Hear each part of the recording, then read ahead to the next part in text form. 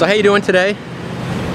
Nate Lindquist again from Inspire, and today I wanted to share a thought about all this stress and all the worry and the concerns that I see from all the business owners around town, people that I come in contact with, whether it's working with a client or talking with people at a networking event.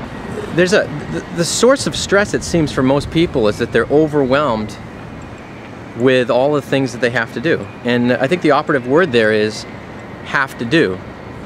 When you go to work every day and you do things that you have to do, how much fun is that? Nobody wants to do stuff because they're told to.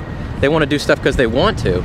So I thought I'd share some tips right now, some things that I use at Inspire that, and in my life, even the person that I bring to work, when I'm there, is how to eliminate that feeling of overwhelm and the idea that you have to do anything.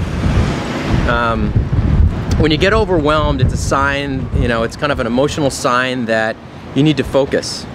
And how many times does someone say, geez, I can't keep my focus, or I can't keep my interest, or I wish it was the weekend, or I wish it was time to go home, and they're looking at the clock.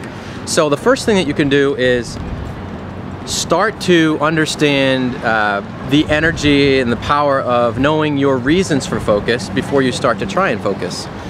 A good example would be if you have a big long list of stuff that you have to get done, and you say, geez, I don't know where to start, then follow this process that I follow, and you'll really reveal your gifts in a really interesting way. Understand your reasons for what you're doing. Get really clear on knowing why you want to do something, who you're doing it for, especially if it's for somebody else. You'll have a really strong feeling of, I got a good enough reason to do this. The second thing you want to do is capture everything. Just take a pen. Let's keep it simple. Here's a manual version. Take a pen and a legal pad and write everything that's concerning you, that you're worried about, and especially write a list of all the things you have to do. And then go back to those reasons why you do stuff.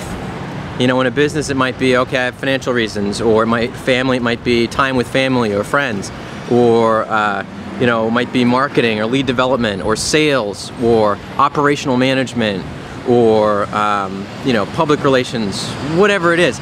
And then look at that capture list that you just created and chunk that list out into each category where it belongs. And instead of having now maybe 50 or 60 or 80 things that you have on your to-do list, have 7 or 8 different reasons to be doing anything, and make sure they're your own reasons.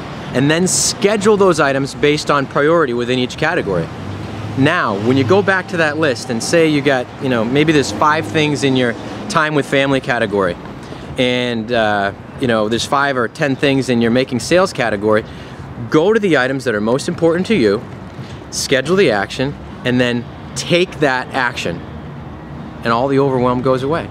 And you're actually doing it not just because it was an item on your task list, but because you knew your reasons for doing it. And that's a heck of a lot better reason to do anything than just because you have to.